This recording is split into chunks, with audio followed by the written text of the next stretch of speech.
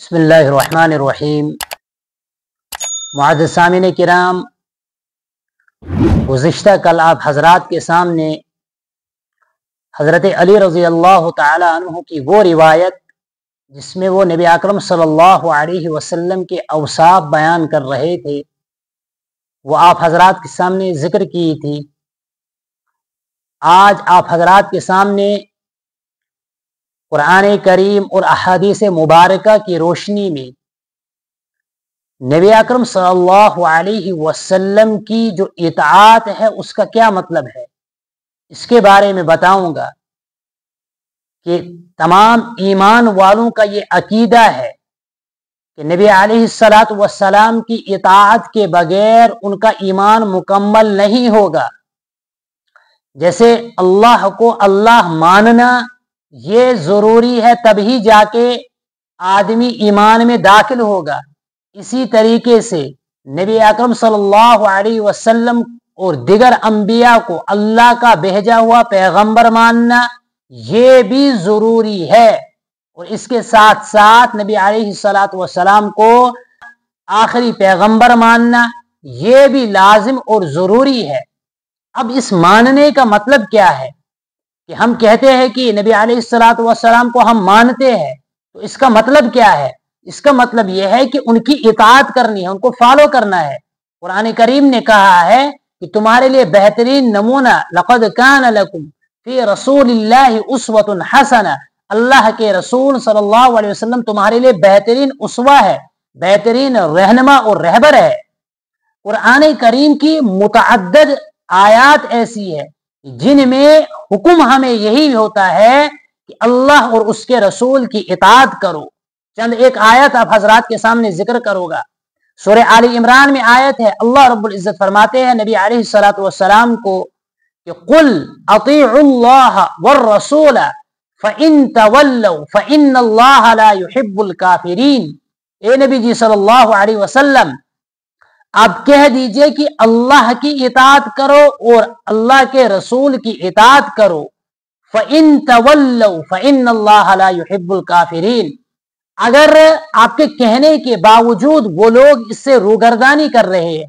اس سے منہ موڑ رہے ہیں، تو اللہ کافروں کو، انکار کرنے والوں کو بالکل بھی پسند نہیں کرتے ہیں۔ یہ سورہ آل عمران کی ایک آیت ہے۔ اسی طریقے سے سورہ آل عمران میں دوسری آیت ہے، اللہ رب العزت فرماتے ہیں کہ وَأَطِيعُوا اللَّهَ وَالرَّسُولَ لَعَلَّكُمْ تُرْحَمُونَ،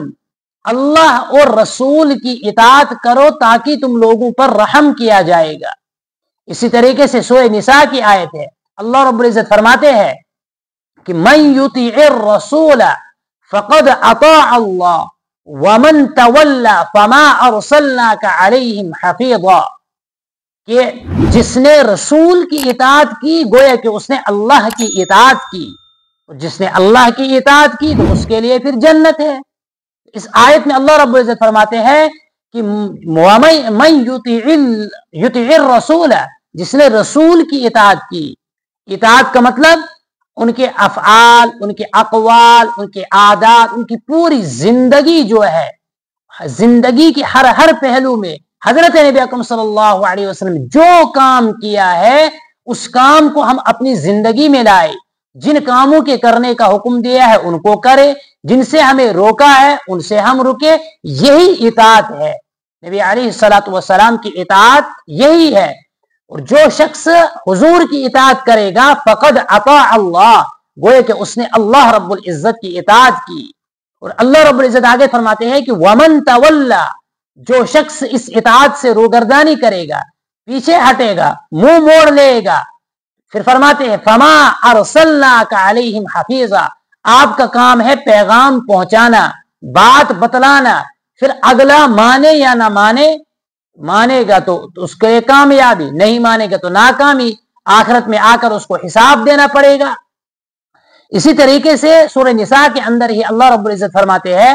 یا ایھا الذین آمنوا اطیعوا اللہ واطیعوا الرسول واولی الامر منکم،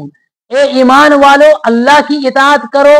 اور اللہ کے رسول کی اطاعت کرو، اس میں بھی یہی حکم ہے، واولی الامر منکم، اور اہل حق جو تم میں سے ہے ان کی اطاعت کرو، ان کی بات مانو۔ اسی طریقے سے اللہ رب العزت ایک دوسری آیت میں فرماتے ہیں وما ارسلنا من رسول، ہم نے جو بھی رسول بھیجا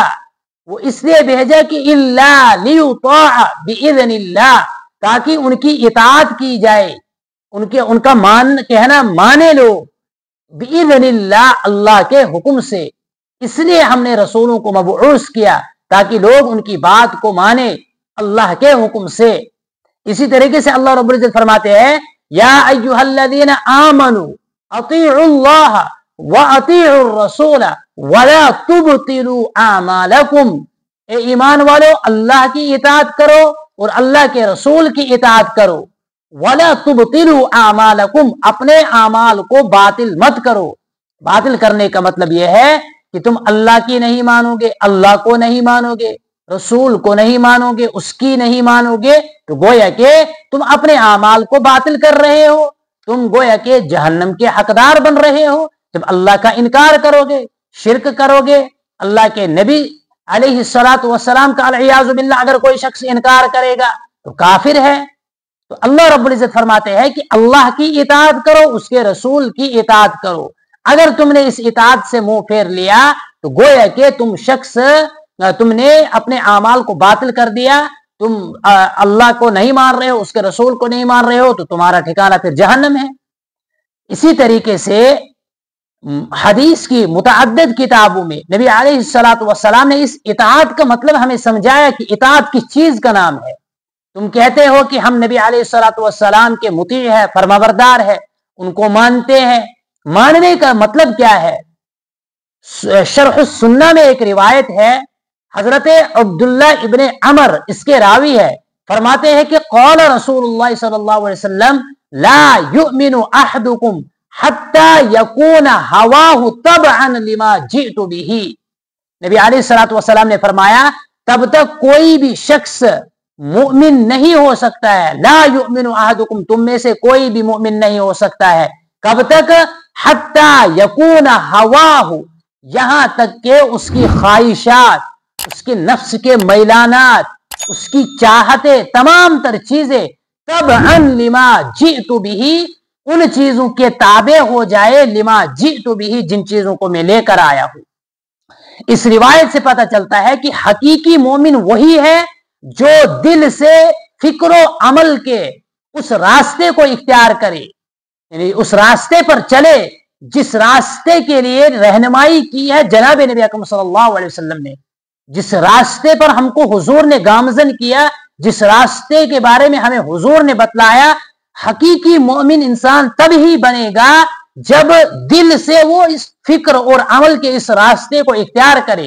جو رہنمائی ہمیں نبی اکرم صلی اللہ علیہ وسلم سے ملی ہے اس پر چلے، تو گویا کہ یہ حقیقی مومن ہے،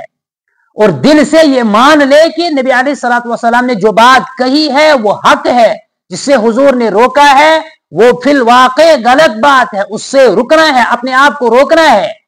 ایمان کی صحیح کیفیت یہی ہے کہ نبی علیہ الصلوۃ والسلام نے جن چیزوں کے کرنے کا ہمیں حکم دیا ہے ہم ان کو حق مانے، اور ہماری تمام تر خواہشات اور نفسی میلانات جتنے بھی ہے وہ اس ہدایت کے تابع ہو، اس ہدایت کے پیروی ہو۔ حقیقی معنی میں صحیح پیروی کرنے والا شخص وہی ہے جس کی نفسانی خواہشات، اس کے تمام تر میلانات ان تعلیمات کی طرف متوجہ ہو جو تعلیمات ہمیں نبی اکرم صلی اللہ علیہ وسلم نے دی۔ یہ اطاعت کا مطلب ہے۔ اطاعت سے مراد یہ نہیں کہ ہم زبان سے دعویٰ کرتے ہیں، لیکن عمل سے، اقوال سے، افعال سے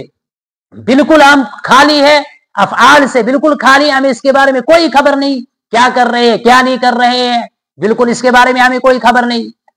قرآن کریم میں اللہ رب العزت نے فرمایا کہ جو شخص ہدایت کو چھوڑ دیتا ہے، ہدایت کو چھوڑ کر اپنے نفس کی اتباع کرتا ہے، وہ تو سراسر گمراہ ہے۔ اللہ رب العزت فرماتے ہیں وَمَنْ أَضَلُّ مِمَّنِ اتَّبَعَ هَوَاهُ بِغَيْرِ هُدًى مِّنَ اللَّهِ، اس سے بڑھ کر گمراہ کون ہو سکتا ہے جو اللہ رب العزت کی ہدایت کو چھوڑ کر اپنے نفس کی پیروی کرنے لگے۔ دل اس کا کہتا ہے کہ یہ کام میں نے کرنا ہے، یہ ٹھیک ہے، وہ کرتا ہے۔ وہ یہ نہیں دیکھتا ہے کہ اللہ کیا کہتا ہے، اللہ کا رسول کیا کہتا ہے، اس کو کرنا ہے یا نہیں کرنا ہے، ہمارا اسلام ہمیں کیا حکم دیتا ہے، ہمارے ایمان ہمیں کیا تعلیمات اس میں فراہم کرتا ہے، اس کے بارے میں کچھ نہیں دیکھتا ہے، بلکہ اپنے نفس کی اتباع کرتا ہے۔ اللہ رب العزت نے کہا وَمَنْ أَضَلُّ مِمَّنِ اتَّبَعَ هَوَاهُ، اس سے بڑھ کر ظالم اور گمراہ کون ہو سکتا ہے جو اپنی نفسانی خواہشات کی اتباع کرتا ہے۔ ان اللہ لا يهدي القوم الظالمین، ظالم قوم کو اللہ رب العزت بالکل بھی ہدایت نہیں دیتے ہیں۔ تو اتباع کا مطلب اور اطاعت کا مطلب یہ ہے کہ انسان کی تمام تر چیزیں آپ صلی اللہ علیہ وسلم کی تعلیمات کے مطابق ہو، انسان اس راستے کو اختیار کرے جس راستے پر نبی علیہ الصلوۃ والسلام نے ہمیں رکھا۔ آپ صلی اللہ علیہ وسلم جب دنیا سے وصال فرمائے اس وقت ہمیں کس نہج پر لگایا تھا، اس راستے پر جب انسان چلے گا تو حقیقی مومن ہے۔ اسی طریقے سے بخاری شریف کے اندر ایک روایت ہے، حضرت ابو ہریرہ اس کے راوی ہے، بیان کرتے حضرت ابو ہریرہ کہ نبی علیہ الصلوۃ والسلام نے فرمایا کل امتی یدخلون الجنت الا من ابا۔ آپ صلی اللہ علیہ وسلم فرمائے کہ میری امت کا ہر فرد جنت میں داخل ہو جائے گا سوائے اس شخص کے جس نے انکار کیا۔ صحابہ نے پوچھا قالوا ومن یابا، کون ہے وہ شخص جو انکار کرے گا؟ اور انکار کا مطلب کیا ہے؟ آپ صلی اللہ علیہ وسلم نے سمجھایا کہ قال من اطاعنی دخل الجنہ ومن عصانی فقد ابا۔ آپ صلی اللہ علیہ وسلم فرمایا کہ جس شخص نے میری اطاعت کی تو اس نے گویا کہ فرما برداری کی، وہ جنت میں داخل ہوگا، اور جس شخص نے نافرمانی کی فقد ابا، اس شخص نے انکار کیا، اور جس نے انکار کیا اس کا ٹھکانہ آپ کو پتا ہے۔ اسی طریقے سے موطا مالک میں ایک روایت ہے، حضرت نبی اکرم صلی اللہ علیہ وسلم فرمایا، اس کے راوی حضرت مالک ابن انس ہے، مرسلن اس روایت کو نقل کرتے ہیں، فرماتے ہیں کہ نبی علیہ الصلوۃ والسلام نے فرمایا ترکت فیکم امرین لن تضلوا ما تمسکتم بہما کتاب اللہ و سنت رسولہ۔ دیکھو اس روایت سے ہمیں معلوم ہوتا ہے کہ انسان کو اگر گمراہی اور ضلالت سے بچنا ہے، اس کو کامیابی اور فلاح کو حاصل کرنا ہے، تو جہاں قرآن کریم کی اتباع ضروری ہے، قرآن کے احکام اس پر لازم اور ضروری ہے، ان کے ساتھ ساتھ اتنا ہی لازم اور ضروری اس پر نبی علیہ الصلوۃ والسلام کی اتباع ہے، حضور کے احکام کی اتباع ہے، حضور کے افعال، حضور کے ارشادات، حضور کے اقوال، تمام چیزوں کی پیروی ایسے ہی لازم اور ضروری ہے جیسے قرآن کریم کی اتباع لازم اور ضروری ہے۔ کیونکہ اللہ رب العزت نے نبی علیہ الصلوۃ والسلام کو قرآن کریم کا شارع بنا کر مبعوث کیا، قرآن کریم کا ترجمان بنا کر مبعوث کیا۔ اللہ کے نبی صلی اللہ علیہ وسلم نے جو باتیں کی وہ قرآن کریم کی تشریح ہے، اور جہاں آپ صلی اللہ علیہ وسلم کی بہت ساری ذمہ داریاں تھی، وہاں ایک ذمہ داری یہ بھی تھی کہ آپ صلی اللہ علیہ وسلم لوگوں کو قرآن کریم سکھائے، حکمت کی باتیں سکھائے اور کتاب اللہ کے بارے میں بتلائے۔ تو جیسے کتاب اللہ پر ایمان لازم اور ضروری ہے، ایسے نبی علیہ الصلوۃ والسلام کے ارشادات پر، آپ صلی اللہ علیہ وسلم کے اقوالات پر ایمان رکھنا ضروری ہے، ان کی اتباع کرنا ضروری ہے۔ اتباع کا مطلب یہ ہے کہ انسان اپنی تمام تر خواہشات کو چھوڑ دے، اپنے تمام تر میلانات کو چھوڑ دے، ان کو ان نہج پر لے کر جائے، ان کو ان راستوں پر لے کر جائے